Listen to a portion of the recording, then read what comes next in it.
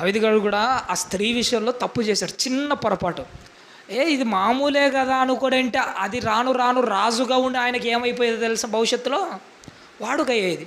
ఈరోజు ఆమెను తెచ్చుకున్నాడు, అదే వాడుకైతే ఇప్పుడు మరొకరిని తెచ్చుకుంటాడు, అదే వాడుకైతే ఇంకొకరిని తెచ్చుకుంటాడు, అదే వాడుకైతే ఎంతమందినైనా తెచ్చుకుంటాడు.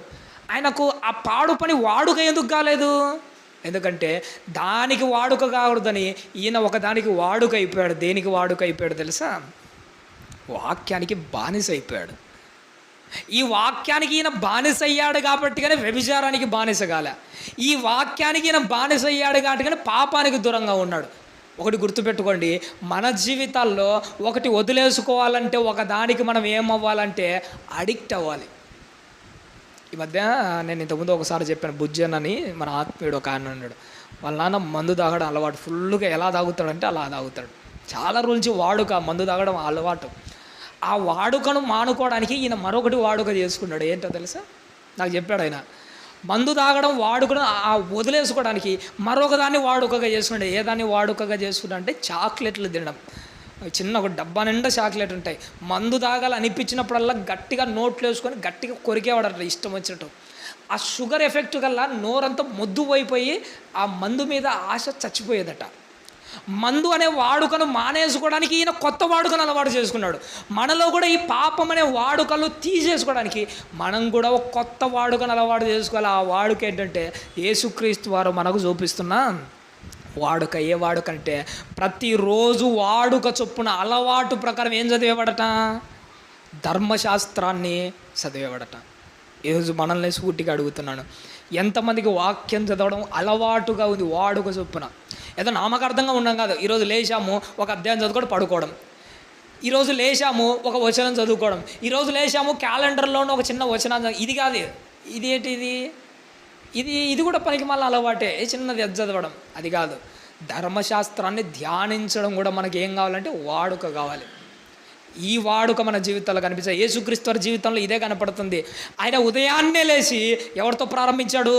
దేవుని పనితో, అంటే దేవునితో ప్రారంభించాడు. పగలంతా సేవ చేస్తాడు. రాత్రి ఒలీవ కొండకు వాడుక చొప్పున వెళ్ళి ఏం చేసేవాడట? ప్రార్థన చేసుకునేవాడు.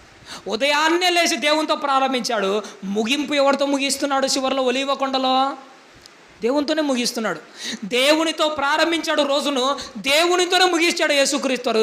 ఇది ఆయన వాడుక, ఇదే ఆయన దినచర్య. రోజు ఆయనలో కనపడుతున్నది ఇది. కానీ ఆయన నమ్మిన బిడ్డలమని చెప్పుకుంటున్నాము, ఆయన నమ్మిన క్రైస్తవులని చెప్పుకుంటున్నాం. కానీ మనం ఏ దానితో మన రోజును ప్రారంభిస్తున్నాము, ఏ దానితో మన రోజును ముగిస్తున్నామో, ఏవి మనకు వాడుకగా ఉన్నాయో మనకు అలవాటు కావాలి, మనకు గుర్తుకు రావాలి. ఈరోజు దేవుని వాక్యంతో ప్రారంభించి, ప్రార్థనతో ప్రారంభించి, మన ఆత్మీయ జీవితంలో దేవునితో మాట్లాడి రోజును ప్రారంభించి, పగలంతా భక్తి జీవితాన్ని కొనసాగించి, రాత్రి మోకాలేసి మళ్ళీ దేవునితో ముగించే క్రైస్తవ్యం మనకు కావాలి. ఇవి కదా మనకు వాడుకలు కావాల్సింది. పాటలు పాడడం వాడుక కావాలి, ప్రార్థన చేసుకోవడం వాడుక కావాలి, బైబిల్ చదవడం వాడుక కావాలి. కష్టం వచ్చే, బాధ వచ్చే, గోడ తట్టు తిరిగి మనస్ఫూర్తిగా చేసే ప్రార్థన మనకు వాడుక అవ్వాలండి. అప్పుడప్పుడు మనలో గర్వం వచ్చినప్పుడు ఒక సుంకరి మాదిరి మనలో మనం తగ్గించుకునే ప్రార్థన మనకి ఏం కావాలి? వాడుక అవ్వాలి.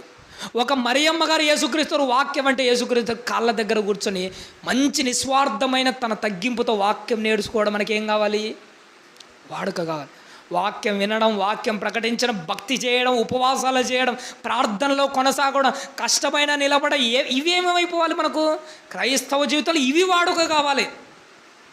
ఒకరోజట పౌలు గారు అనేది లుస్త్రాన్ అనుకుంటున్న ఒక ప్రాంతంలో కుక్కలా కొట్టి చచ్చాడు అనుకుని ఈడ్చుకొని పోతాడట. చచ్చాడు అనుకుని ఈడ్చుకొని కుక్కలాగా ఈడ్చి పక్కన పడేస్తాడు.